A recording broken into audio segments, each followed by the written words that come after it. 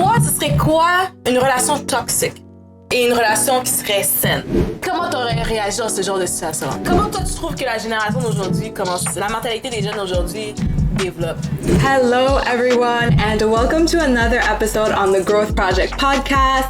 Today is a little bit different because we are actually in video, and a lot of you guys are not used to that. So these are one of the first videos that's going to appear for the podcast. Today, I have a very special person with me. My co-host today is actually a host of her own show, the BeckyBecca show, and she's going to be my co-host today. We're gonna have a very, very interesting topic and conversations for you guys. So I can't wait for you guys to tune in. For those who do not know me, my name is Sherise Thomas. I go by at Sherise Fierce on Instagram, my website, and any other place you can find me at Sherise Fierce. I am a confidence coach for creatives who want to start a business idea, start their own podcast, start their YouTube. I'm also a confidence coach for women in general, for men, for anyone who wants to bring up their confidence, their belief in themselves so that they can actually go their own path, start their own thing, and not give a fuck what anybody else says. So that's a little bit about me. I am a spiritual manifestation girl. I love business. I love manifestation. And as you guys know, I love sharing my wisdom and I love sharing my journey with you guys on this podcast. My host today, Becca from the BeckyBecca show, is actually a creative as well. And she is on her own journey, her own entrepreneurship and creative journey as well. And you guys are going to find all her information in the show notes and in the description whenever you guys are. But I'm going to let her introduce herself a little bit and tell you guys about her. So first of all, I'm not gonna talk all the way in English because I'm not that good. She speaks perfect English. Oh well. Mais je vais parler franglais un peu avec tout le monde. Donc mon nom est Becca, Becky, comme vous voulez. Je fais du content creation avec mes social media comme TikTok et YouTube. Donc vous pouvez toujours trouver mes vidéos sur le BeckyBecca show. On va être rendu au deuxième épisode avec la collaboration de Sherise pour son projet in her podcast for the Growth Project. We have some, like I said earlier, some very interesting topics for today. We're talking about relationships, toxic relationship versus a good relationship, you know, the new age that we're in with the internet, how that has affected our love lives, our intimacy. We're going to be diving into some of the love languages and as well as some of your guys' questions that you have submitted to us via Instagram, etc. We're going to be diving into all of that today, and we're really going to be taking a very unique and different perspective to it. So it's going to be something that you guys never really heard before. Definitely going to be something unique. We're two very like different creative people. I know when we come together we create something pretty good. So it's going to be very interesting. So when we actually talked about doing this podcast, we had the idea of really doing something where we can get so much feedback from you guys and a lot of you guys can ask questions. So we actually have some questions that you guys submitted, as well as just some general topics, like I said, about, you know, new love and love in this internet age, love with all of these choices and etc. So Rebecca has most of these questions, so she's gonna be the one that's asking them, and then we're gonna be talking about what we really believe is the future of a real love. So I'm gonna let you start with what were the first questions that we had, or wherever we're gonna start with the topic. Donc, je trouve que personnellement, avec la modernité qui s'est installée, Internet, COVID, we experience a different type of love right now. Je sais pas si tu ressens un peu la même chose, mais je sens que les relations ont l'air un peu plus toxiques, les relations sont plus difficiles à avoir. Et je sais pas si t'as déjà remarqué, tu peux être en couple in real life, but on social media, you're another type of person. T'es single, you're living the life. Et les gens croient à ça, you know? And this is so toxic because c'est pas la réalité. Et dans la vraie vie, sans Internet, tu aurais connu la personne un peu plus personnellement et plus real. Donc, je sais pas comment toi tu vois ça un peu aujourd'hui avec les relations. Well, I don't believe that relationships are more toxic today than they were in the past. I definitely believe that we see the toxicity more because of the internet and because we're all posting and because you know, we're actually talking about it. Was relationships toxic in our parents' age? Probably. Was it probably kept on the low? Most likely.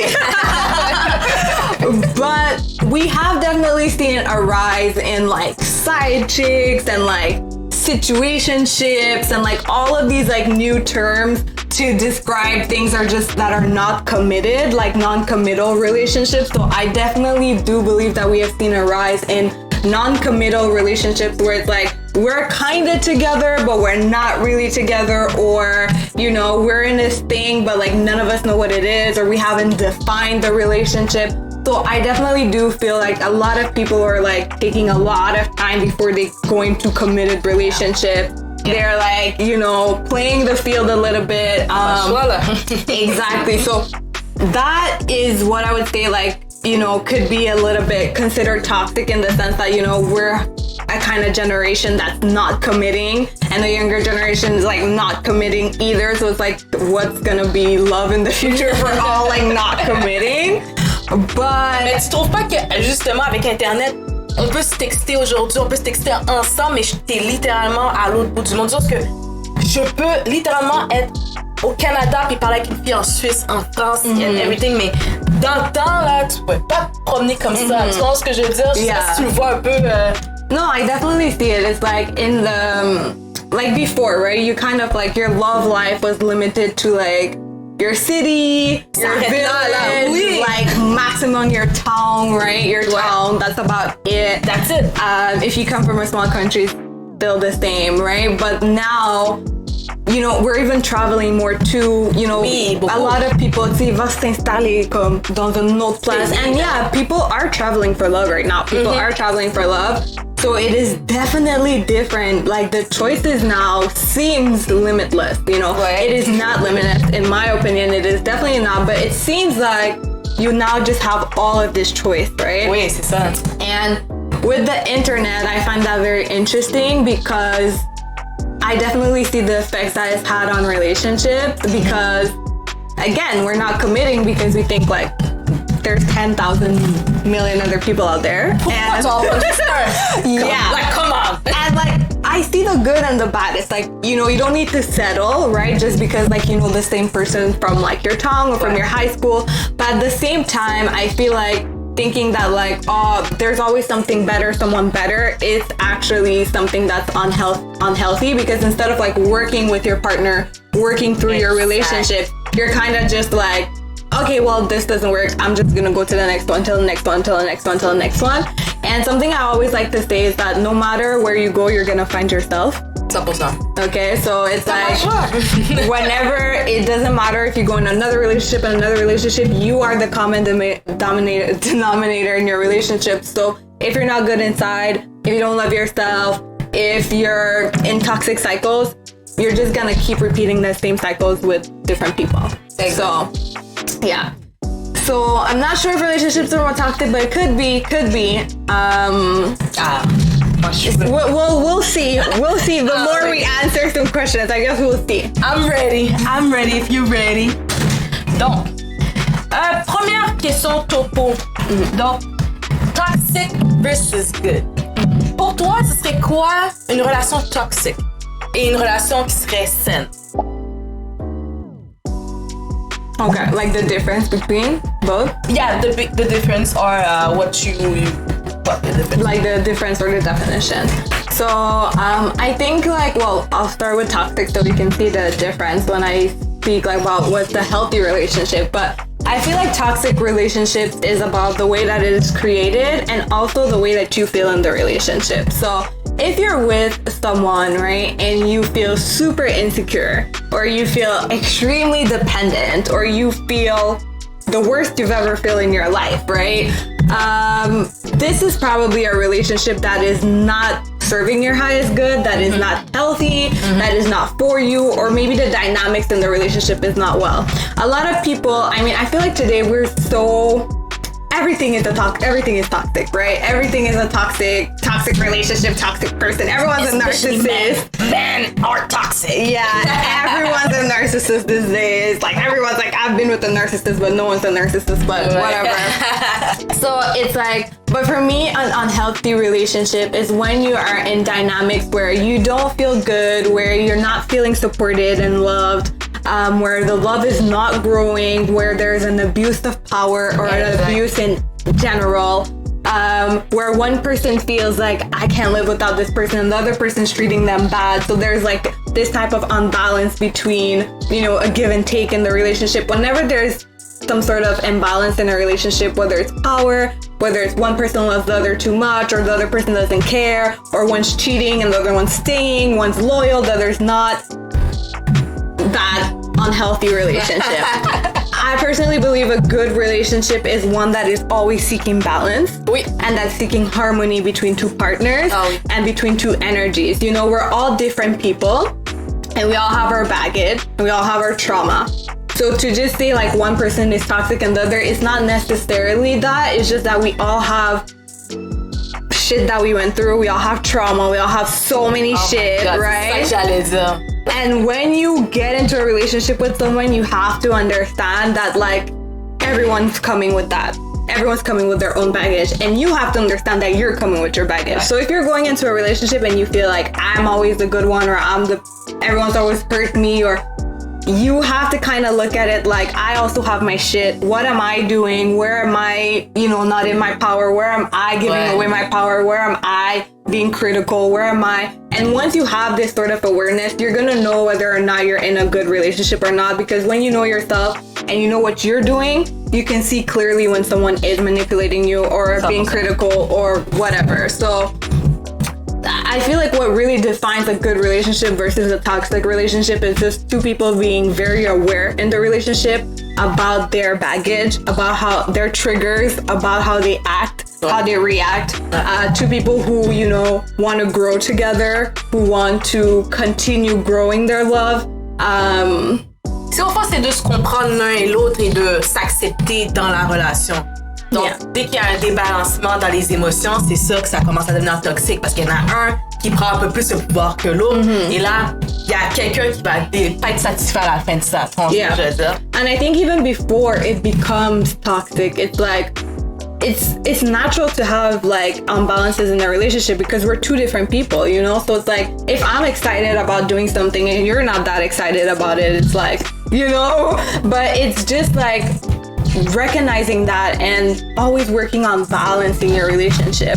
I think when it becomes toxic is when it's like we left it too much in the you do what you want, I'm suffering, I'm sacrificing, you're not. What? It's like we always need to have these type of like conversations where we're continuously rebalancing, recommitting, like saying like, okay, this is finding win-wins, like finding things that works for both of you, and no one feels like they're sacrificing their all to be in a relationship, or I'm giving my everything and you're not. You know, we should always be kind of like on the same level when it comes to support, love, and all of those things. Parce que c'est drôle, pour moi, une relation toxique, c'est vraiment, c'est comme ce que tu dis, mais vraiment plus du côté que t'es pas à l'aise dans la relation. Oui, c'est comme exactement ce que tu dis. Parce que t'es pas à l'aise dans la relation, les gens, la personne avec qui tu es ne te comprend pas en plus de ça.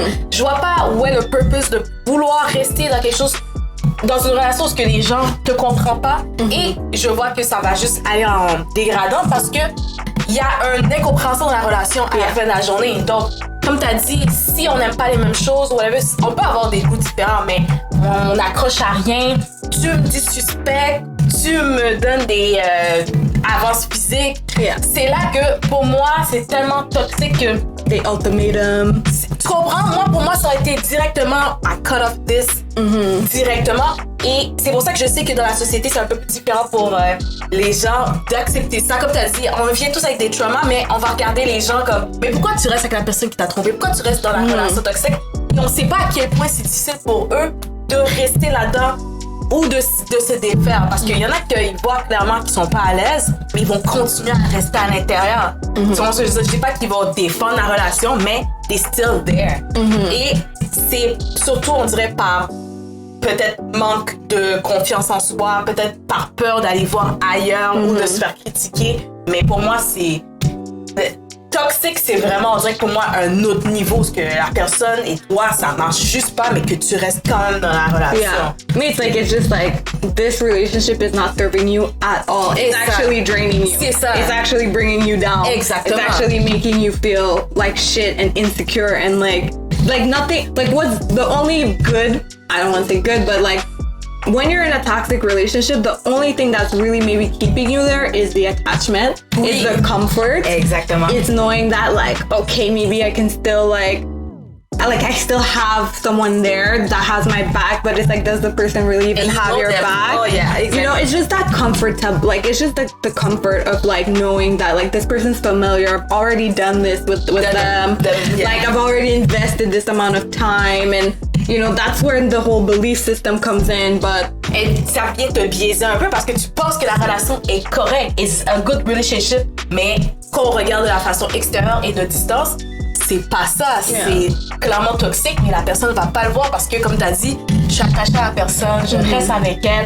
On a des enfants ensemble, on est mariés, on a une maison et ça reste là. And sometimes people do know that it's toxic inside, but they just have this belief as well that it's like, well, all relationships are like this, or they're gonna change. Yeah. They're gonna change. That's the first or thing. I can change them, right? I can't. Oh my God. Ça, je veux même pas embarquer là-dessus parce que. But these are the things, right, that create a toxic relationship, because it's like, if you're having this type of idea that I can change someone or they're gonna change, even though they're not showing you that they want to change. Like earlier you talked about being in a relationship where someone doesn't understand you, and it's like, that is so true, but it's not just not understanding, they don't want to understand you. Voilà. Because if you really love someone or if you really care about someone, you're gonna try to understand where they're coming from. Oui, et tu vas prendre une pause, regarder la situation. How does she feel inside this situation, inside the relationship? Et majoritairement, les personnes vont pas se mettre à la place d'un autre.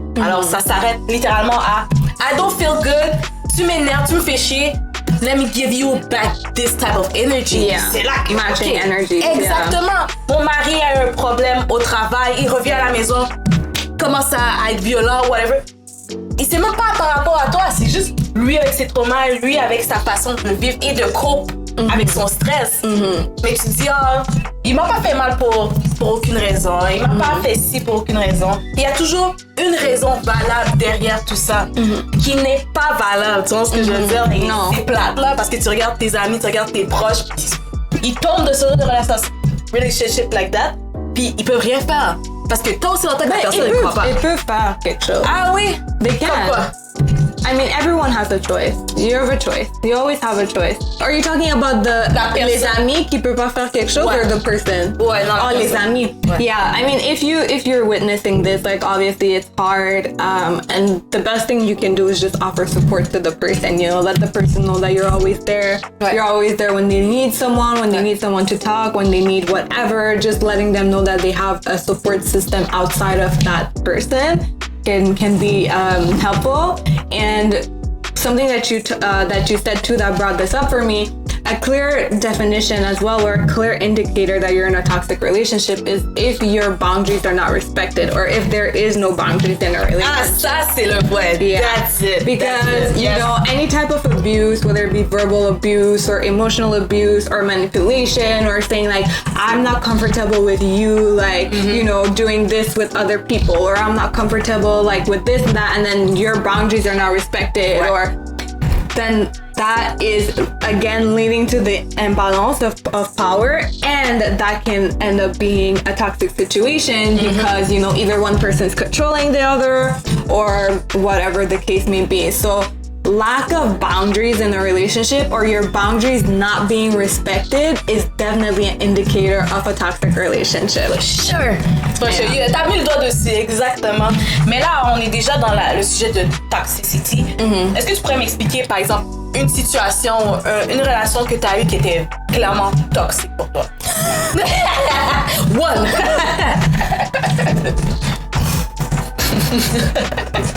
Can we say the T? I don't know. We're not gonna say any names.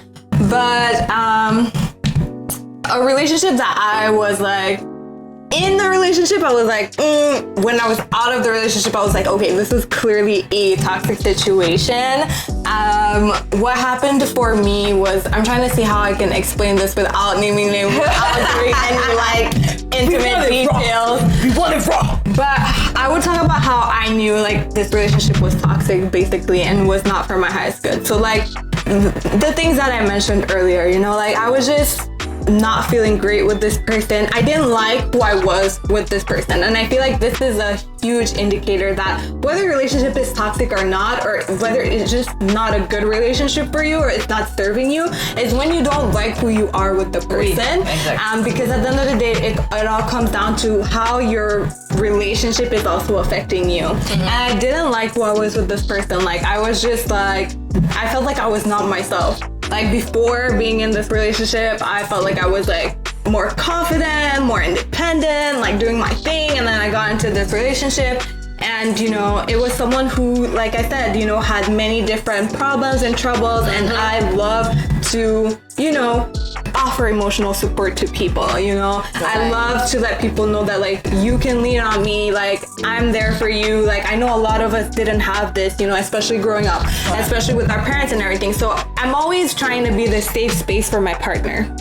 I'm like, this is your safe space, you know. I want to create a home in each other, you know what I mean? And I offered this to this person and everything was going good, but I feel like at the end of it, they abused that. Me offering myself as a safe space for them, they kind of abused that and kind of like tried to control the situation, manipulate certain things. Oh, you know, this hurts me or it triggers me. Why do you do this? And that. But it was just like throughout this relationship, I just realized that I was losing a lot of my desires, my autonomy, my sexuality, like just the way that I was dressing, everything was like changing or just being like dialed down.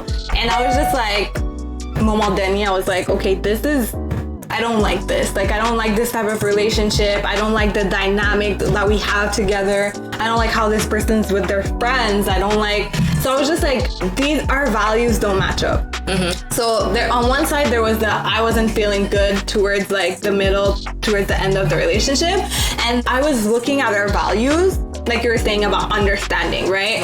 I would always try to understand that person, but like, I don't feel like they tried to understand me or where I was coming from. And I'm definitely not perfect. And I'm not just talking about like two people create anything, right? Two people create any relationship. And it was just me not listening to myself, not listening to my intuition. Like my intuition was screaming at me, like, this is not a good situation, get out of it. And I was just like, but no, like we can work this out. Like, you know, like I'm a believer. I'm a lover girl. I believe in love and I believe in like working things out. And I believe that anything can be worked through and communicated and all of that. And I really realized at a point that I was giving a lot. And plus que la personne au fond, c'est ça qui est comme plus dérangeant, tu sais. Yeah, I was giving a lot. I was giving a lot of support. I was giving a lot of like reassurance and stuff like that, energy. And then that was not necessarily the energy I was getting back, I would say. So à un certain point, t'as dû arrêter ça aussi, ce genre de relation. And then afterwards, so there's like other little indicators, like this person was just like, they would say like specific things, like things to kind of like bring me down or just like pick on my insecurities. And I was just like, I told you like my insecurity in like confiance, you know? Like why would you just like put this red fucking flag, you know what I mean? So and the thing about me is that, like I said, I'm so understanding and I understand like, okay, this person's doing this because, you know, they fear losing me. They don't want to lose me. They don't want to, so I'm trying to understand it. I'm giving them like the chance and the opportunity to rise and to, you know, not react like they always reacted in the past with their patterns. And it just didn't work. They, you know, they didn't want to see things from another perspective. And the worst thing that happened for me in that relationship was that like I just felt that I just wasn't myself. I was totally out of character. I started doing things that were not my values, and I started acting like someone that I wasn't. I started just being completely out of character, just like angry all the time. Like that's why I say it's like two people create a toxic situation, and I'm not blaming, you know, the other person. But I should have realized that like as soon as I started not acting like myself and out of character and like doing things that I wouldn't normally do, that it was a red flag, and that was telling me that like no matter how much you love and have compassion for this person, that this is not a good situation to be in.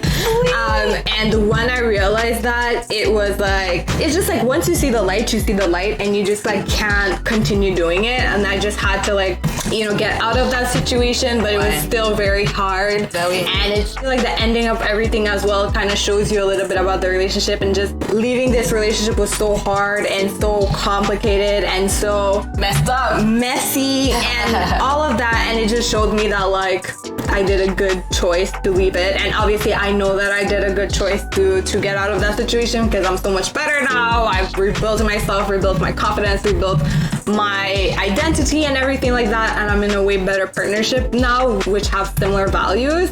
So tu parles de rebuild, c'est qu'à un certain point, quand on est plus jeune aussi, on apprend encore à se connaître, à connaître nos valeurs, à connaître qui on est. So pour toi, en plus de devoir sortir d'une relation, est-ce que did I do the good thing? Est-ce que j'ai fait quelque chose de stupide? No, for sure. Like, yeah, in the beginning, I was like questioning myself. I was like, you know, I don't want to hurt someone. Like I hurt someone. Yeah, like I'm like, it's toxic. I wasn't acting myself. I did bad shit in that relationship. I hurt that person. They hurt me. Like it was like going around and around. Like you hurt me, I hurt you, and it's crazy because like you know it's not a good situation, but even when you try to end it, like the other person will make you feel bad for wanting to end it. But it's like you know and I know that we're always fighting, that we're never good. So why are you trying to stop me from leaving when you know that this is not even good for you? You know what I mean?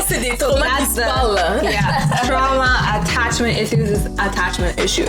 Attachment issues, for sure. And most of our relationships, a lot of us think that it's relationships, but it's truly just attachments that have expired, but we're just trying to like keep them going. Regardez, parce que t'as pas d'autre choix, t'as pas d'autre option, tu penses que it's the only guy you can ever have. Tu vois ce que je veux dire? Et c'est drôle parce que, tu sais, dans mes expériences que j'ai eues, j'ai pas eu beaucoup de copains, whatever. Comme littéralement, pas beaucoup. J'ai eu des fréquentations, mais des copains, I had two. Two. Puis je suis avec le deuxième, ok? Fait que peu importe qui pense qui a été avec moi, you didn't. She don't claim you. I don't claim you. Mais, tu sais, où est-ce que moi j'ai pu sentir que c'était toxique, c'est quand, comme toi, c'était de toujours donner l'énergie, mais l'énergie n'est pas redonnée back. Et les hommes, là, moi je vais toujours garder ce mot-là, là. Men ain't shit. Mais ça, on va garder ça comme dans un box. Parce que là, ils vont venir dans les commentaires pour moi. But c'est plus dans le sens où que les hommes là sont pareils quasiment tout le temps. When they're toxic. Ils viennent dans ta vie, they're gonna be the Prince Charming, ils vont être le parfait gars. Wow! Après ça, les journées passent, les semaines passent, le mois passe. Et après 3 mois, je me suis tannée de toi, je passe à autre chose. I ghost you. And what happened after? They come back. Et qu'est-ce qui se passe, c'est que cette routine-là revient chaque 3 mois et j'étais comme, ok, c'est pas ça une relation. J'ai vu mes amis être en relation, j'ai vu mes parents, j'ai vu des gens, puis j'étais comme, something is not adding up parce que c'est pas normal que tu me ghostes if I'm your girlfriend. Yeah. C'est ce que je veux dire, puis for like a couple months or a couple weeks, like ça fait pas de sens. Yeah. Mais les hommes c'est comme ça, puis après ça t'es toujours je t'aime pas, puis écoute, à un moment donné, j'ai vu que, comme t'as dit, les boundaries ont été franchies parce que moi, je me sentais disrespected. Tu vois ce que je veux dire? Je trouvais que la relation allait nulle part parce que tu me ghostes. Je suis ta girlfriend, tu me ghostes. Où ça va? Tu vois ce que je veux dire? So, I don't mind, on passe à autre chose. Mais pour moi, à ce moment-là, je me suis dit, ouais, clairement, c'était toxique puis ça servait à rien. Et c'est sûrement pour ça que moi, après ça, j'ai dit, c'est fini.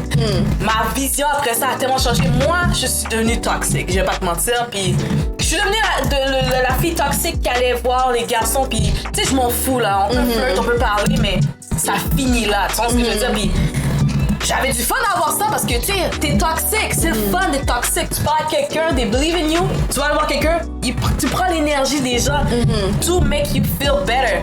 Trauma, red flag. Tu vois ce que je veux dire? So, moi-même, je sens que j'ai été toxique pour certains garçons, mais après la journée, je me dis que si je suis pas avec toi, c'est parce que tu le méritais. I mean, that's usually the cycle, right? We get hurt. And then we're like, I don't want to feel this pain anymore. I never want to feel this again. So I'm going to close myself up and I'm going to act like that because those people don't get hurt, right? Oh my God. Puis moi, dans ce temps-là, je me suis fait élever par Nicki Minaj, Trina. Elle, ces filles-là, elles vont te le dire. Go get the man, go get the bag and leave.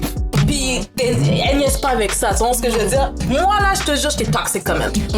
I'ma get the man, I'ma get the bag and I'ma leave. Et ça a été un beau toxic relationship que j'ai eu, mais... How did that work out for you? Ah, je me sentais très bien. Je vais pas te mentir, mais à un moment donné, tu te sens comme...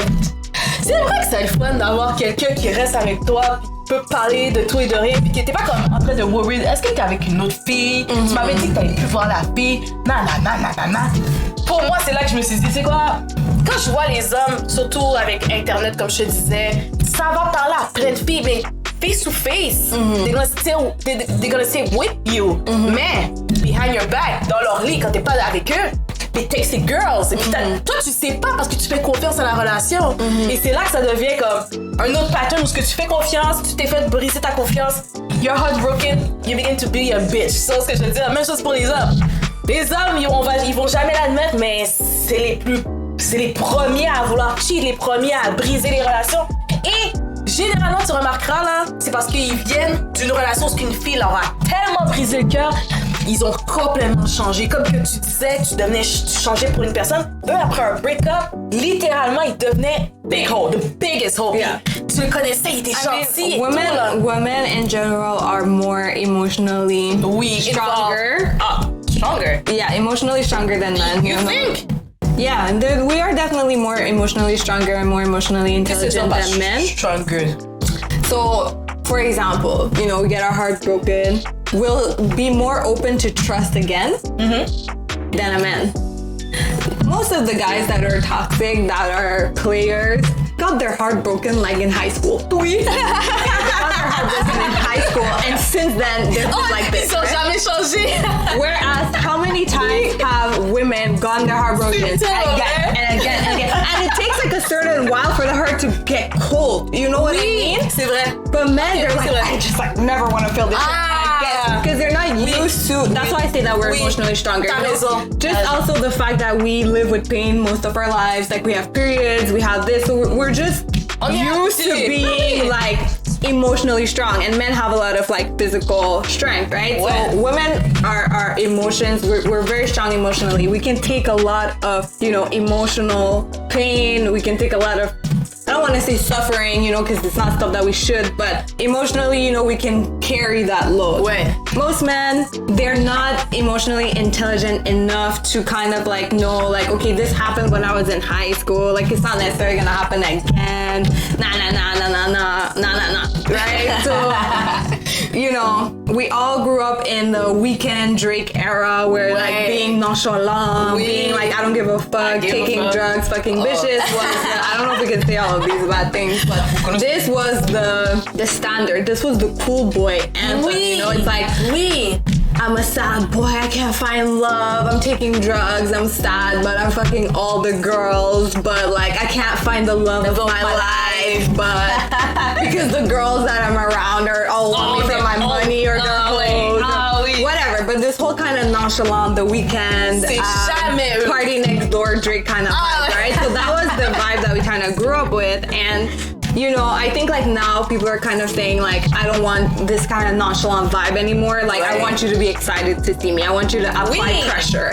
Like I want you to make effort. Like, but back then, this is what we kind of thought was cool, and like the girls were going behind those guys, like the guys that were like, posé, like cute, like pouchon, all those kind of words, those were the guys that were getting all the girls, and the girls were all going behind those guys. The more they acted like, I don't want girls, I don't need girls, they were attracting them. So that was a whole beginning of a lot of toxicity, technically, because I just feel like all of this starts with our values. If you think like, oh, I need the guy that every girl wants so that I can feel good about myself, then that guy is always gonna have like 50 girls around him, because they all have this mindset of I need him to elevate me.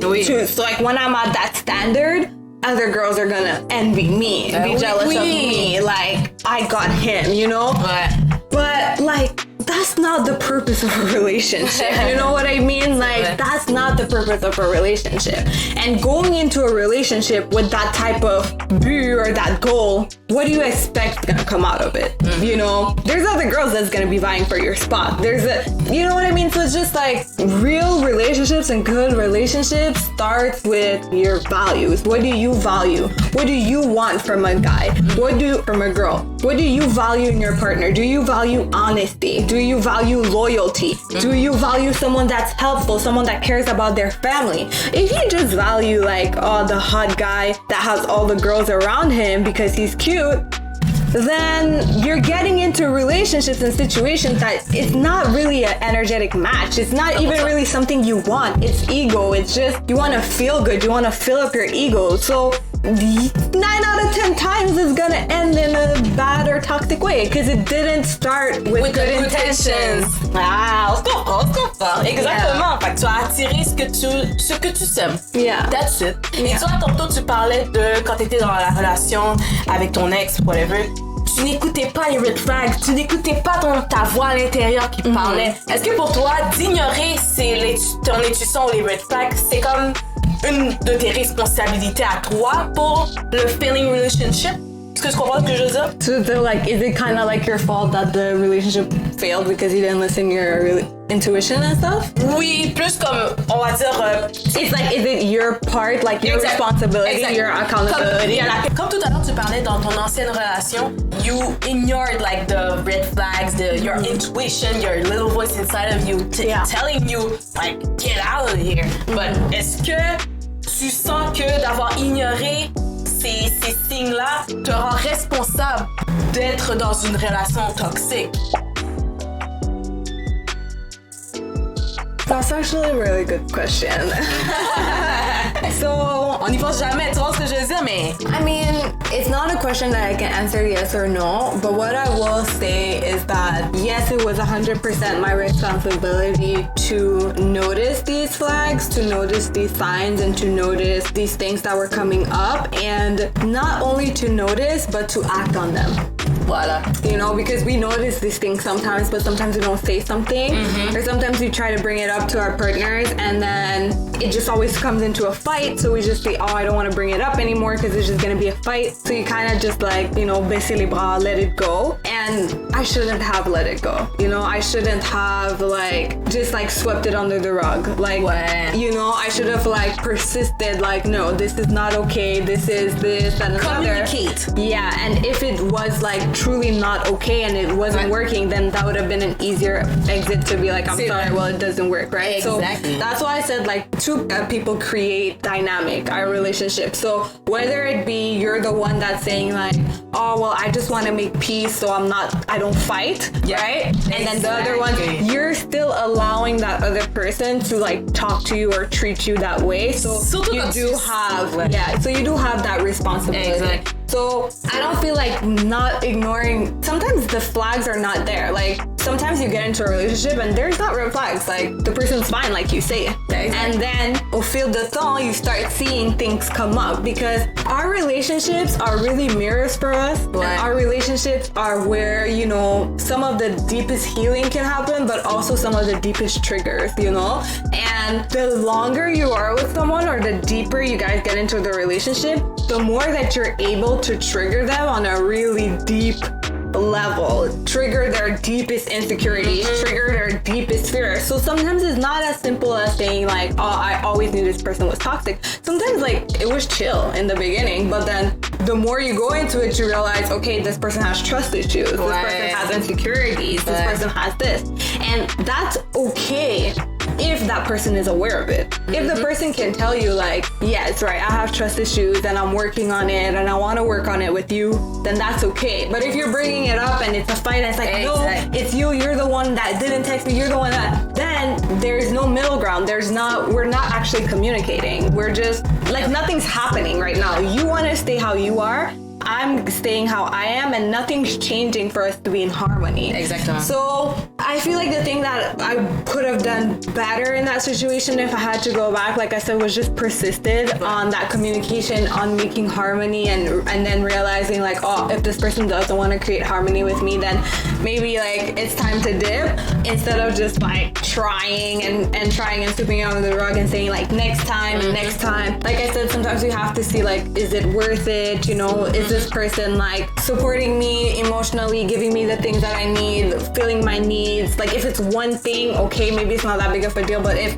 you guys can't like agree on like most of the things, then you know, is it really worth it, that headache, you know, no peace of mind? Exactly. So it is your responsibility to discern, it's your responsibility to see these things, and like I said, to address it and to act on it, because essentially it's your boundaries. And definitely 100% I did not respect my boundaries in that relationship, and that's what came out of it. So it wasn't fully my fault, it wasn't fully the other person's fault, but you know, I didn't respect my boundaries. I can say that basically, that I didn't respect my boundaries. Et si par exemple je te mets dans la situation que ton gars là, tu sors avec, mais il commence à cheat sur toi, are you staying or are you leaving? Parce que là tu parlais de boundaries, tu parlais de passer des affaires sous le tapis et tout.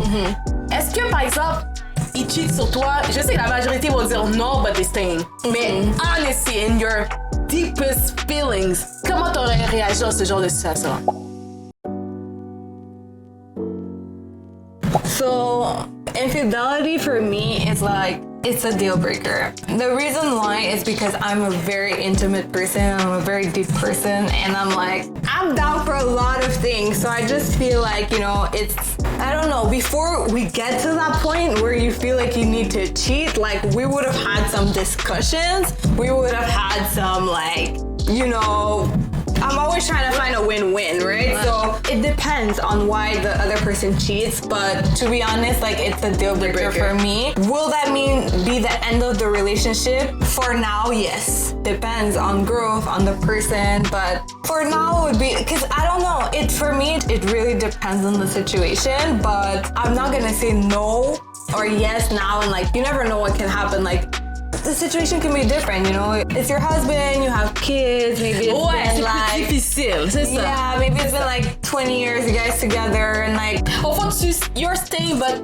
in your head you already left. Tu vois ce que je veux dire? Comme à un certain point, si par exemple t'es marié avec des enfants, you're just prisoner of your family. It really depends, because I looked at this TED Talk and it really opened my eyes, and it talked about life after infidelity, like marriage after infidelity. And I don't know the woman's name, and she's a great TED Talker, and she talks about how sometimes in like marriages, and this may be controversial, but after there is an infidelity or something like that, like I'm talking about long marriages or long things, like not like we've been together 1 year, 2 years, like after a while of like really not understanding each other or not feeling supported, one person steps out. She talks about how that is not like the full end of the relationship, and sometimes how this actually re-sparks the relationship.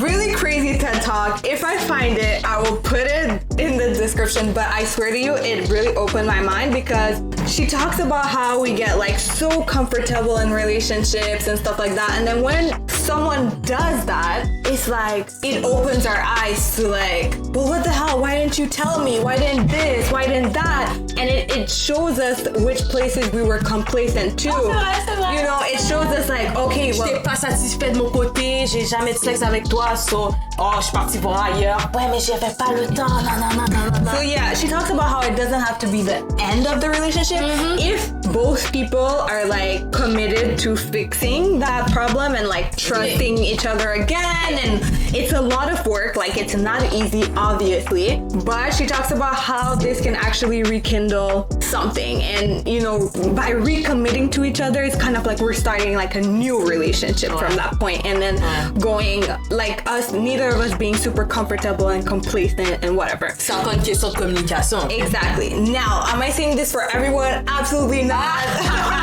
If you want to know more about this, like definitely go see that TED Talk, you know, but I definitely feel like betrayal of any sort, like it's not just cheating, like we sometimes think about cheating, but betrayal of any sort is just like, once you break someone's trust, it's very hard to gain it back. And And, you know, it's your decision. Like, it's your decision. You can decide whether or not you're going to stay into that situation. You decide whether it's worth it for you. But if you are going to stay in that situation, there's things that got to change in that relationship for you to feel okay. You know what I mean? Like, you can't just be in that relationship and go back normal and, like, everything's okay. Like, no, the other person has to work to gain back your trust and show you that, like, that was a mistake or that was a this or whatever. But for me, the type of relationship that I have and the type of relationship that I'm building with my partner, now we're building, I wouldn't accept that just because I'm so open and I prioritize communication and loyalty over everything. And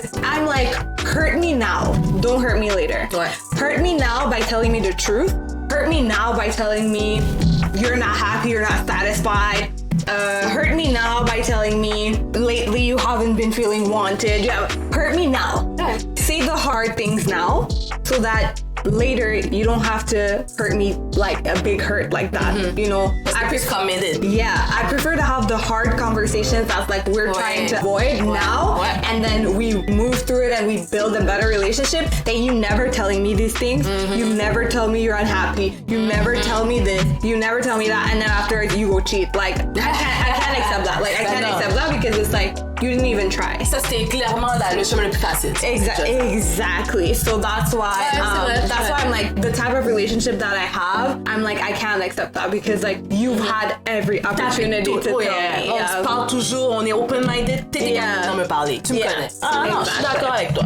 That was a long answer, but that's my thought process around it. Parce que pour moi là, c'est automatiquement comme toi là, moi c'est aussi clair que tu cheats sur moi, on passe déjà à une autre affaire parce que je vais jamais te trust. I have big trust. Exactly. I have big trust issues comme la personne qui s'est fait dire oh ouais mais tu me satisfaisais plus alors je suis partie voir ailleurs. Ça veut dire que oui, il y aura toujours des plus belles filles, il y aura toujours, mais t'as littéralement regardé la fille dans les yeux et t'as continué.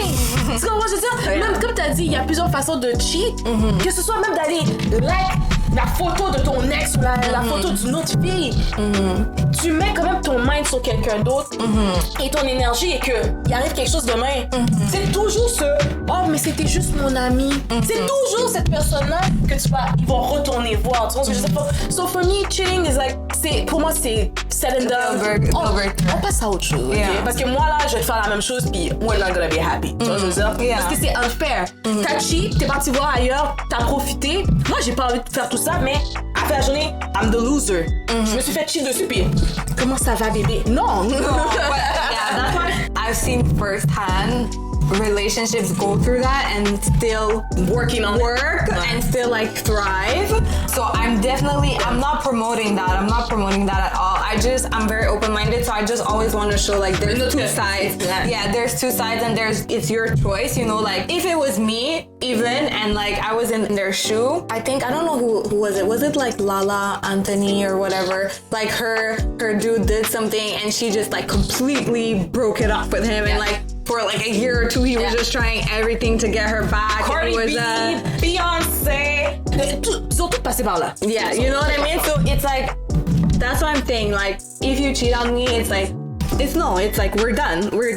Can I tell you whether or not in the future something will happen? It depends on you, because if I get the time to move on, it's over, you know what I mean? But no problem. C'est ça, but like immediately, it's over. Immediately it's over because the trust would have been broken and it's gonna take me too long to rebuild that trust. I can't rebuild that trust in the relationship. Absolutely. I'm gonna need to rebuild like trust within myself and everything like that. So immediately it's done. And then, like I said, it depends. Like, listen, if it's over for me and I move on, then too bad for you. It's, you know, on to the next.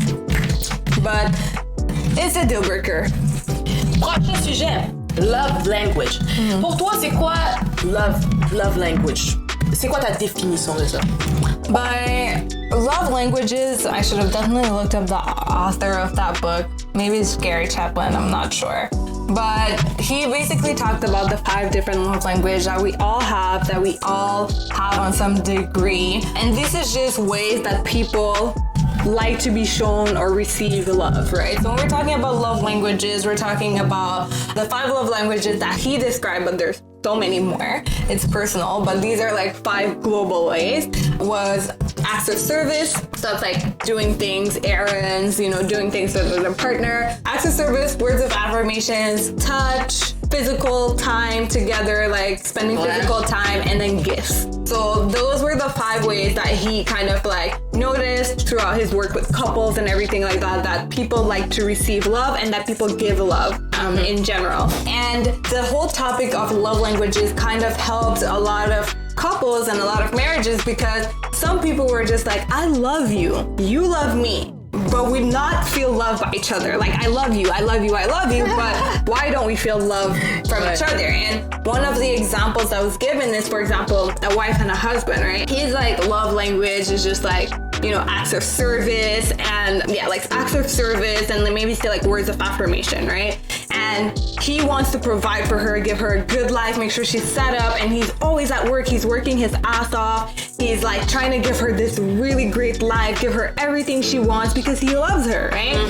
And he comes home, he's tired from work, he doesn't have time to spend with her, he doesn't have time to talk, he doesn't have time to do all of these things. So then she didn't feel loved because her love language was quality time. Voila. So, like she was like always like cooking, cleaning, making sure like, laundry's done, all of that. So he was actually feeling loved because he's acts of service. So she was doing all of these things for him and he felt loved, but she didn't feel loved in the relationship. So sometimes it's like I said, it's not even the intention. We love the person, we want to show them our love, but we're not showing them in the way that they receive love. And that's why it's important to first know yourself and then communicate to your partner like your different ways, what you like, and for also the other person to be interested in like what you like, what turns you on, what gets you going, what makes you feel loved and supported. So it goes on to talk about how like he goes to this seminar because he saw this video of like his wife always complains about like specific things, and he went there and he realized that like, oh holy shit, like my wife's love language is quality time, because she's always complaining that we never spend time together. She's always telling me, come on the couch, let's blah, but he's just tired and he just wants to chill and like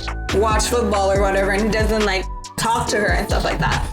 And then he goes home and then he starts like practicing loving her in her love language. So I think she was also words of affirmation. So he would tell her things and then he would say like, take time. He would say like, when he come home, instead of just like saying like, oh, I don't have time, he would say, oh, honey, like give me 10-15 minutes. Let me like decompress. And then after it's like, we'll spend time together. And then, au fil de temps, he realized that he would come home and his wife would just be happier most of the time. And then she would say like, oh, honey, like, it's okay, like, get like, installe-toi.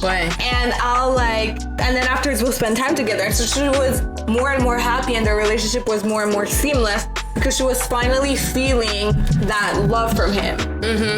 His love didn't change. Just the way that he showed it to her changed. So that's just kind of a little example of like how love languages can work. I personally believe like on a level we all have like all the love languages, but it's just on different levels. Like which one do you resonate with the most? And how people find their love language, or how I tell them to find their love language, is to go through the 5 and ask yourself like, which ones could you live without? So it's like, if my partner never gave me a gift for the rest of our marriage, right? But they spent quality time with me. They gave me all the reassurance and affirmations that I needed. And, we were physically like touching and intimate. Would I be happy? If the answer is yes, then it's not gifts. Oh, that's good. I love that. So what would be your love language then? So my love language, what I have deduced is my favorite is quality time, because I'm a homebody. So it's like, if you can't spend like time at home with me, it's not gonna work. And also, I'm like the type of person, like I want to do things with you. So you're like doing groceries. Okay, I'm gonna come to do groceries. Like quality time. Anything for me is, as long as we're together, is quality time.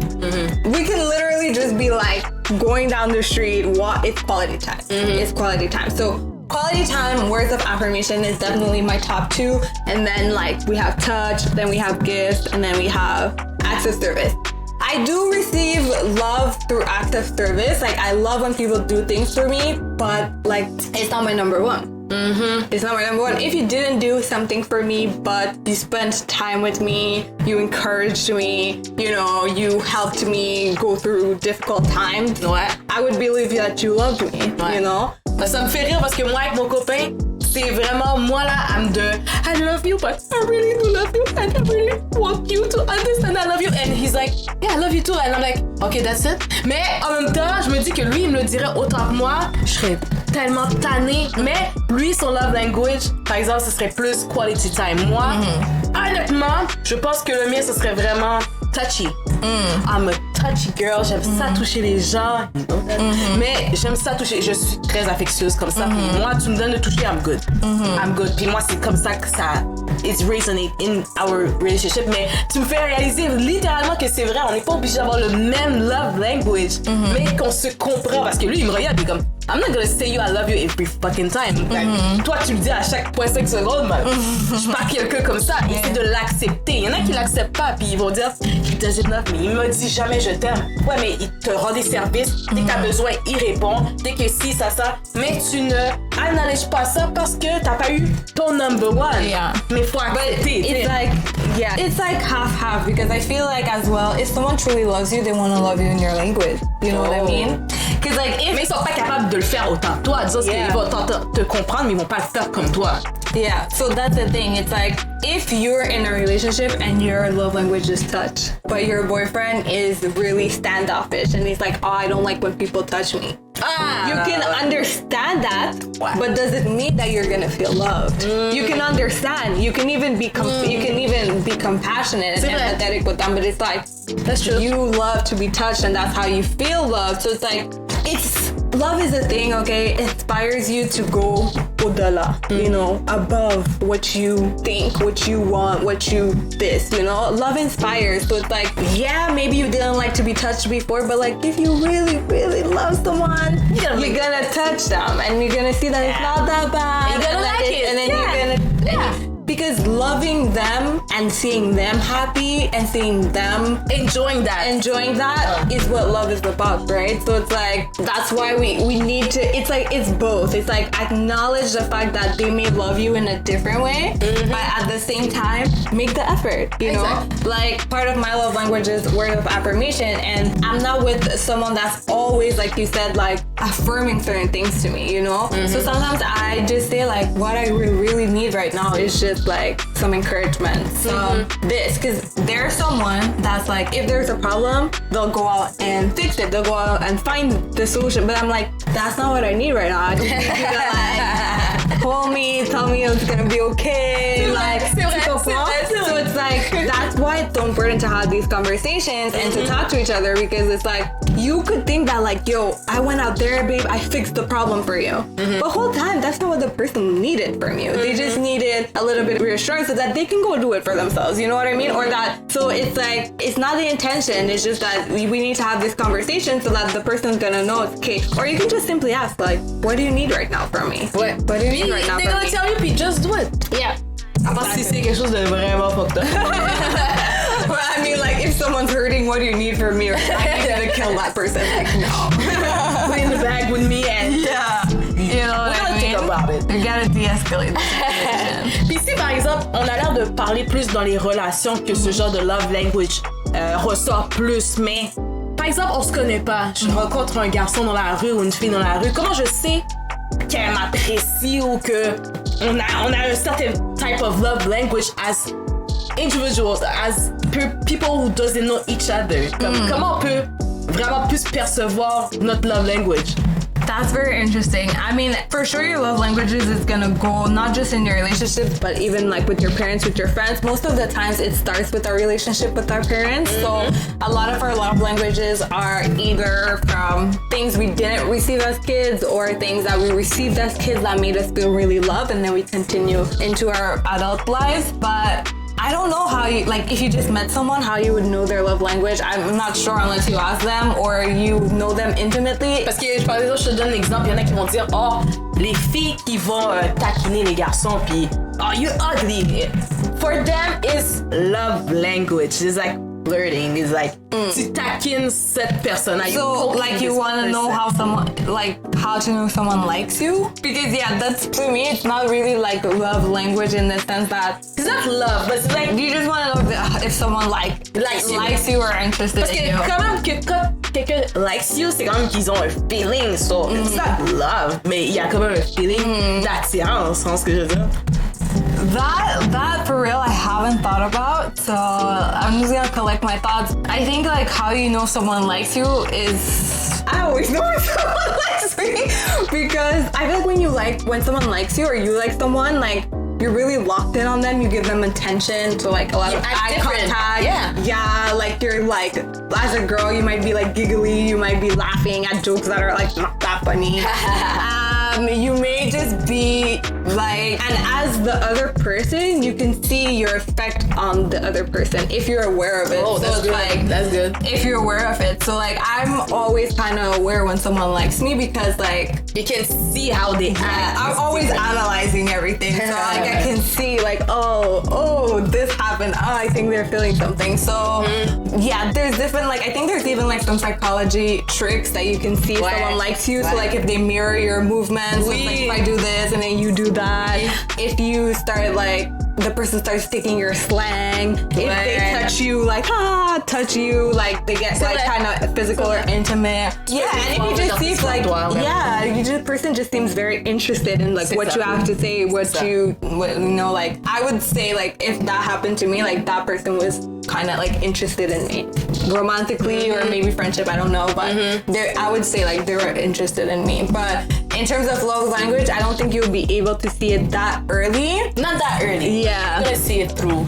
Comme, par exemple, pour moi, je dirais que ça a l'air vraiment comme dans l'intimacy with the person, c'est là que tu vas vraiment sentir he likes you or she likes you or what. Like even with friendships too, like sometimes you'll be like with a friend and you'll notice that like every time they come to your house or souvent, they come or they bring you like a gift or they bring you like a bottle of wine or they bring you like maybe that person's love language is gift. Oh! You understand? On va le voir maintenant. On peut analyser. That's good. Because most people give in their love language first. C'est vrai. Yeah. So like me, I love giving gifts too, but it's just not my top. But I love gifts because if you get me a gift that's like, wow, t'as pensé? Ouais. I'm like, damn, you thought about me. You know me. Like, yeah. So I'm that type of person too.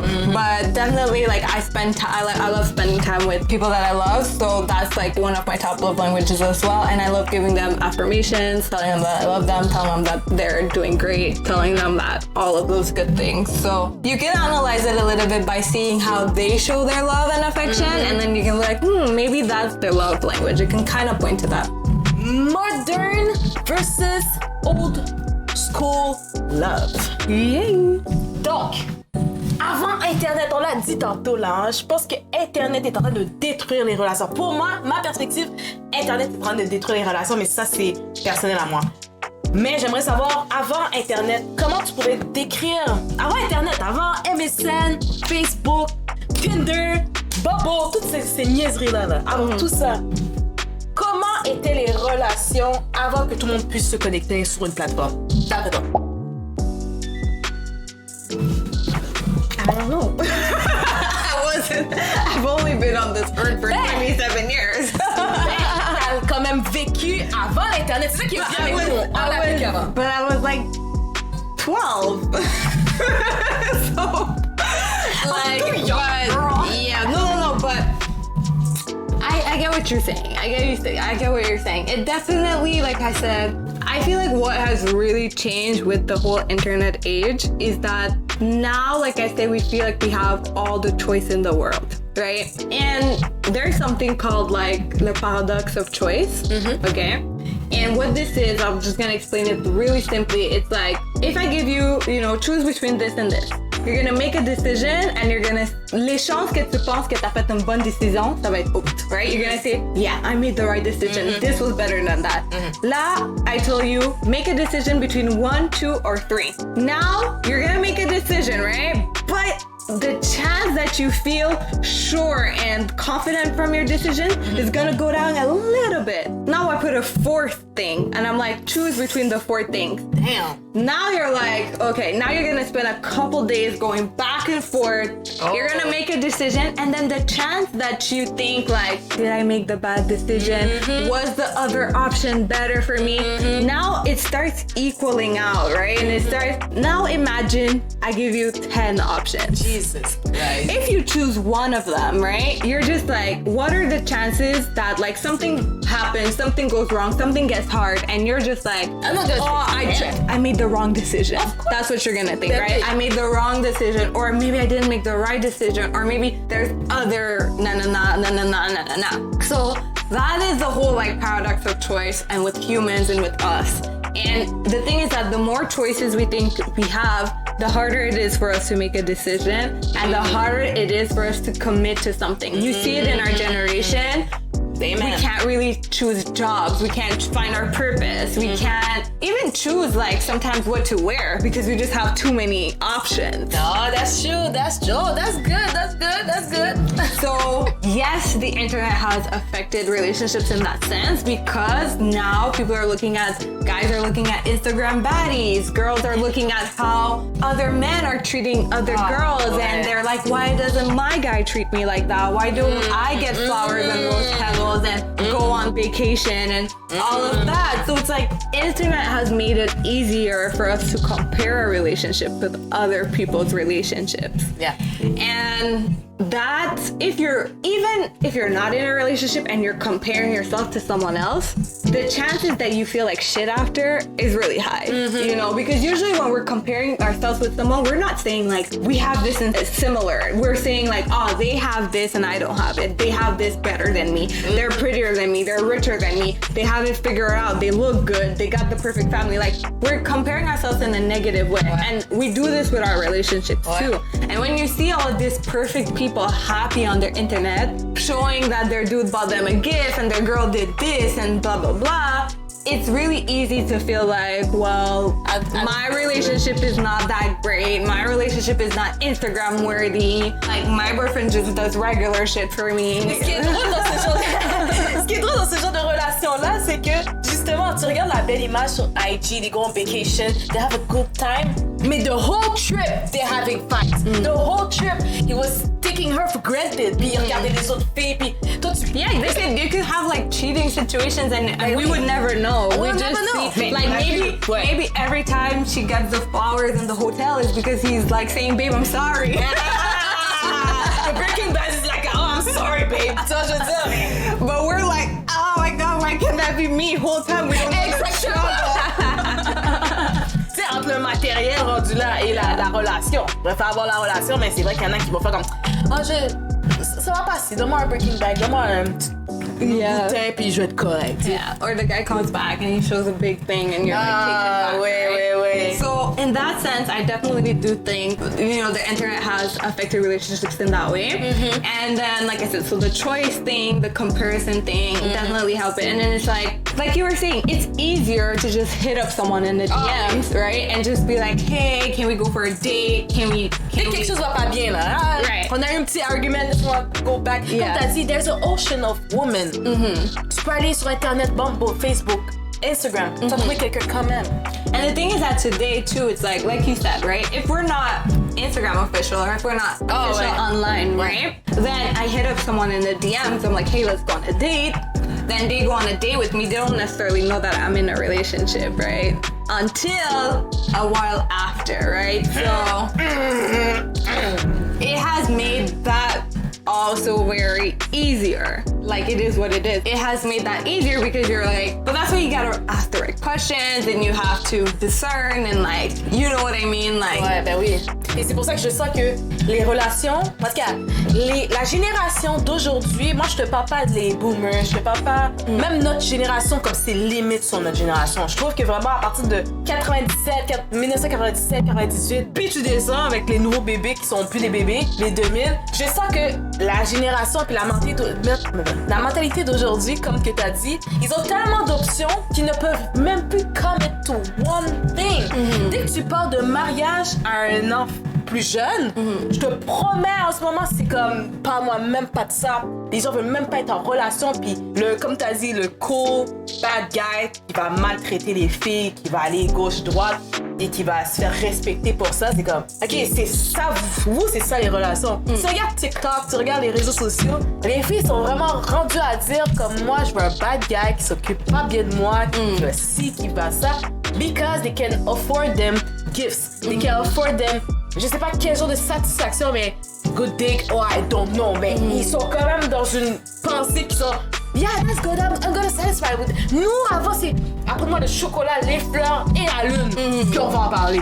Et maintenant, c'est tu veux quoi? Tu veux une bubble gum? You want me to pay for a bubble gum for you? I'm sorry, baby, I'm sorry. Kids starve. Tu vois ce que je veux dire? Yeah. Comment toi, tu trouves que la génération d'aujourd'hui, la mentalité des jeunes d'aujourd'hui développe?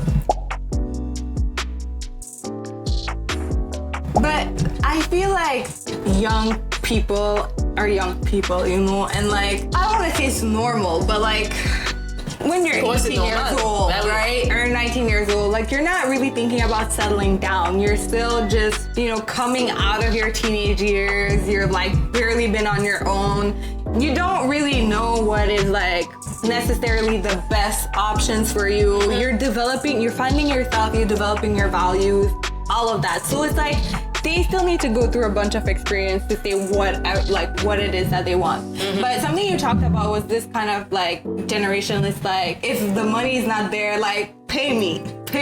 Like if the money is not there, you don't like Megan Thee Stallion, City Girls kind of vibe, right? So that is definitely something I've been seeing lately, and you know, I find it very interesting. Like, listen, I'm all for women, okay? So at the end of the day, I will defend women till the end of my life, okay? I love men too. I love men, but I will defend women till the end of my life. And it's like, women are not like, I get where they're coming from. It's like, listen, why would, if you guys are all gonna be the same,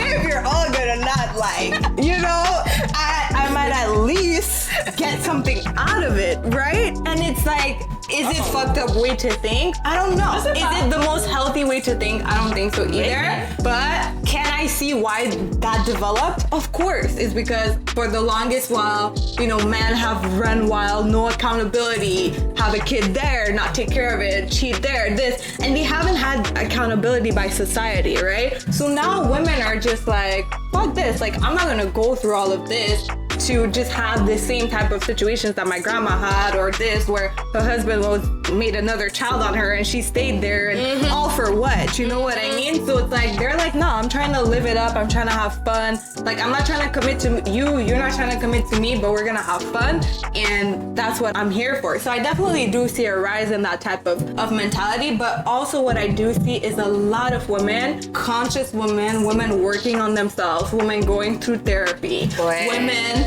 changing their values, and I love to see that, because I see a lot of women talking about what they want from their partner, and talking about what's the difference between like a divine masculine and a divine feminine, and how to see if you're with a real man versus like a boy or a player or a toxic guy. And I also see a lot of women leveling up their standards. So it's not just standards of money that they're leveling up, which is just like basic things of like, you know, we're in a world where it's like it caters to men more than it caters to women. You know what I mean? So it's like, technically, you know, you're supposed to be making more money right now because shit is not equal. When shit gets equal, then we can discuss. But right now, it's not. So you should be making more money. The whole thing, like I said, with this generation, and he said like, bring the money, like they don't want to commit. Another thing is the marriage thing. Like me, I want to get married, but do I want to get married now? Absolutely not. I'm okay with not getting married now. And the thing is that a lot of older women will be like, you know, nobody wants to get married, or everyone wants to just stay like free or fuck whoever. But it's not that. It's just that we want to be truly committed to the person that we want to be committed to, and we're not marrying them to be rushed. To be rushed, or for security reasons. Like, women in the past have had to marry men, and that's understandable, for security reasons. They couldn't even have a bank account without a husband, so they needed to marry them. We do not need to marry a man to be okay, to be financially okay, to be secure. So it's different now. Now we're taking our time. Now we want to choose the right person, right? Because we've seen women being destroyed by men like that. So we've seen them suffer for marriage, you know, for us, stay in relationships that they didn't necessarily want to stay in because they had kids, because they had this, because they were dependent. And we want to change that. We want to level the playing field. We want to create better relationships. And if you are 100% dependent on someone, it doesn't matter man or woman or switch the thing, it's not a healthy dynamic. One person's gonna feel like they have all the power, another person's gonna feel like they have none, and it's just like we can't continue living like that. I really pride women, and I'm really proud of women who are raising their standards. I see a lot of women raising their standards right now, and I'm so happy with that, and I'm so proud of that. I feel that our generation and the younger generations may have higher standards. We have higher standards. So it goes with less commitment too, because we have higher standards. So I feel like there's different ways to see it, and it's not all good, it's not all bad. But we're en avance, but it's like human beings, man. Human beings. We take like 3-4 steps forward, we take one back, you know? So it's like toxic people are still toxic people. So some of them, they're gonna be like, oh, no one wants to commit, this is perfect for me, this is what I want. And other people are out here working on themselves and working on their values and working on their trauma so that they can attract a better partner and have a better relationship, and they have higher standards. So like I said, I'm happy for women, because a lot of women have been just settling for love. And we've seen where that has left us, and it's not even love, it's attachment. So when you settle for attachment, of course you come out losing when the other person moves on or goes with another person or this. And if you were dependent on them, then you just feel like, I just lost everything. Yeah, once we look at our values, it's our values that's going to tell us whether old school love or new school love is going to be better. Like, what is the future of love? For me, is our values. So you have to choose what you value. Okay. Not what everyone is telling you is a good guy. Not what everyone's telling you should want. You should want the 6 foot tall guy. You should want the basketballer. Like, that's what everybody's telling you. But what would you be happy with? You know what I mean? C'est tellement vrai. Les gens se faisaient tellement influencer au secondaire. Ah, t'aimes les filles noires, t'aimes les filles blanches, t'aimes les grosses, t'aimes les mecs. Some people. But you like that.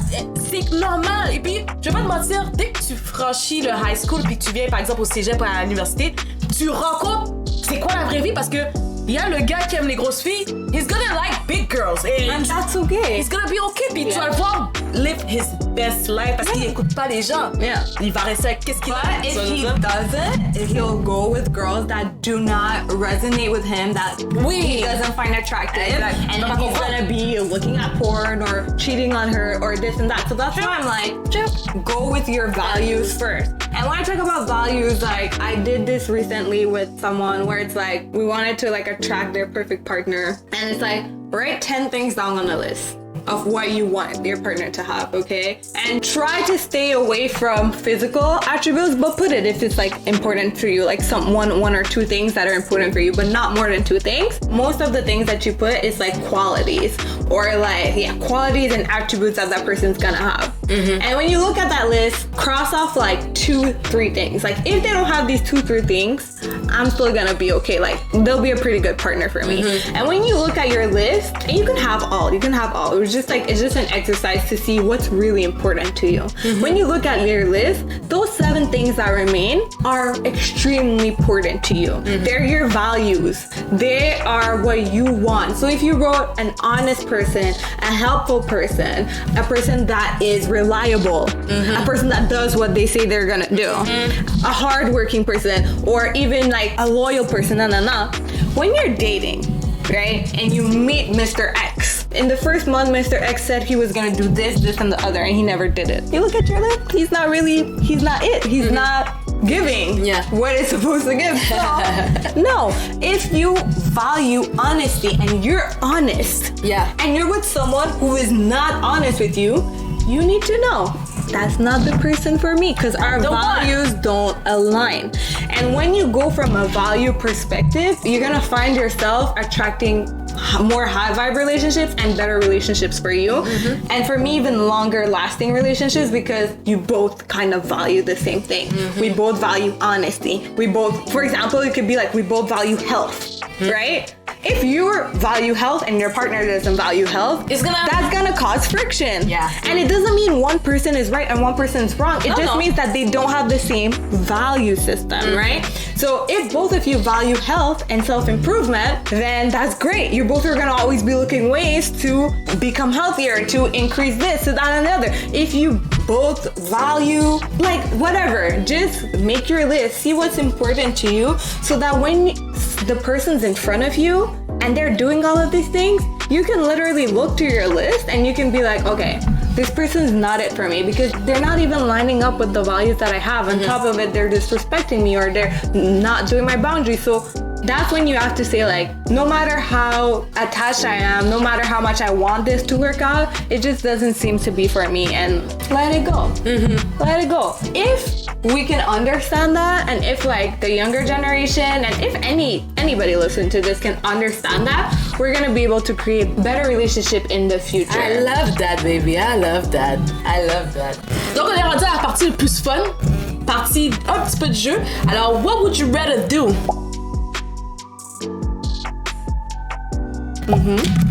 Donc, what would you rather do between never find love or never have sex in your life? For me, I feel like I can have love with my family, with my friends. So yeah, I would choose.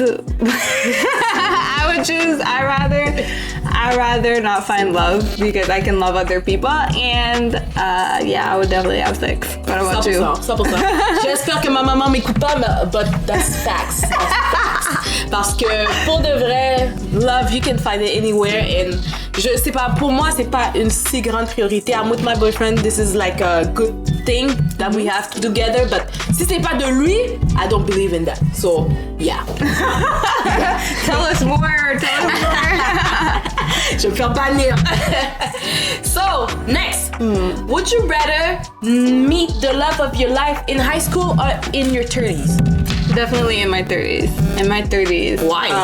I just feel like high school love, like I would want to like grow up, discover myself, meet myself, like, you know, discover myself and just like meet the love of my life, like when I'm more mature, when I'm more settled, when I went through like my heartbreaks, all of the things I learned in my lessons, just like you're gonna get a better version of me. I mean, like high school me, I'm still figuring myself out. Exactly. I've like never even been on my own. Exactly. And I feel like sometimes when we have like relationships like just from high school to like now, sometimes like you grow together and that relationship kind of really influences you, and sometimes you find these people kind of like grow apart after because exactly. like they want to find themselves. So I was just like, I'm just gonna do the opposite and just find myself first, and then I would meet them when I'm 30. 100%, parce que je trouve qu'on est trop jeune pour savoir c'est quoi nécessairement l'amour.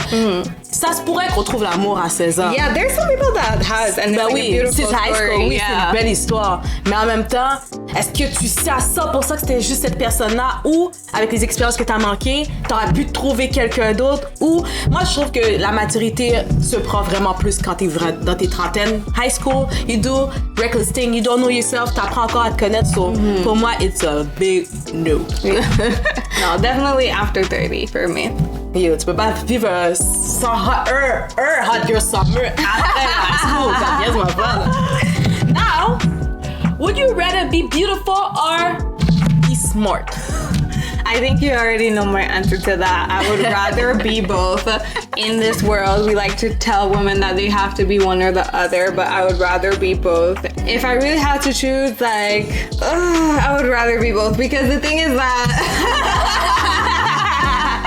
like, I want to say smart, and the reason why is because like I'm someone like I want to know a lot. Like, if I'm like this beautiful girl in this room with a lot of powerful men and like they're talking about things that I don't understand, like I wouldn't feel good in myself. Like, I want to know. Like, I want to be powerful too. So yeah, I would want to have like the smarts and the brains to kind of like dominate the world and take over. So, but I'd rather be both. Not because you find someone attractive means that you're gonna sleep with them, means that you're gonna date them, means that you guys have the same values in common. Like, it's not just about sex, you know? Yeah, but like I said, two of the people need to be mature. They need to be on the same longueur d'onde. Like, they both need to know, like, you know, this is a friendship. They need to respect each other, respect each other's partners, and I can see friendships happening. I mean, why shouldn't they? I feel like if we still live in this type of world where men and women can be friends, how can we understand each other better? True.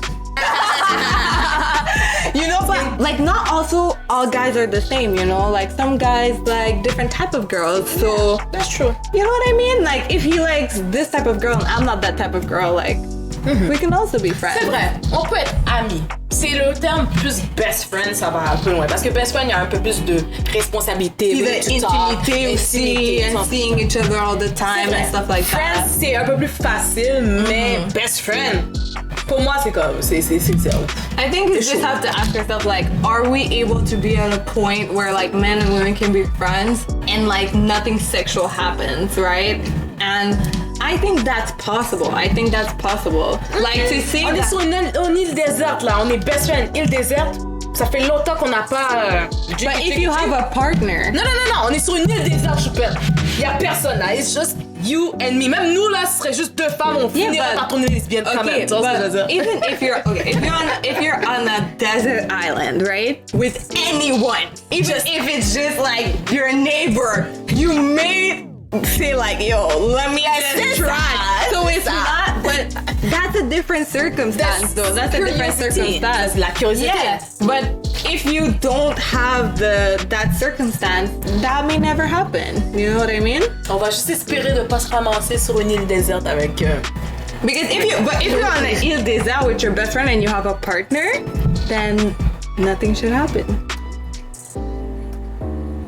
Because you gotta respect your partner. You're loyal to your partner first, you understand? So I would love to see the day where we can be friends, and then you're gonna know, like, yo, men are evolving. If we're saying that we can't be friends, is that we're saying that we literally cannot have a bond with the opposite sex without touching parts. No, that's true. And I feel like we're more aware and more conscious now, and like we're more mature, and it's okay to have friends of the opposite sex. That's true. Yeah, like we need to be able to bond and to have other bonds that are not sexual, you know what I mean? Hey lovies, so we have to end the video here today just because we ended up having technical difficulties while we were filming the rest of the video. We were actually moved on to the rest of the question part where we answered your questions. We even played a couple of games like He's a 10 But and Would You Rather, and it was so fun. We had a lot of juicy answers, and we're so heartbroken and sad that we weren't able to show you guys that and to play those games with you. If you guys did enjoy today's video, and if you really enjoyed the discussion between me and BeckyBecca, please leave us a comment down below telling us what was your favorite part and telling us if you'd like for us to redo the second part of the video with the games and with your questions. And leave us a comment down below if you disagreed or agreed with anything that was said today. We will be reading through all the comments, so make sure that you guys speak your minds. And don't forget to follow, like, and subscribe to both of our channels. All the information is in the description bar. And again, sorry for the technical difficulties, but this is definitely not the last time you will see us. So once again, thank you guys so much for tuning in, but I hope that you guys still enjoyed it, and we can't wait to talk to you soon.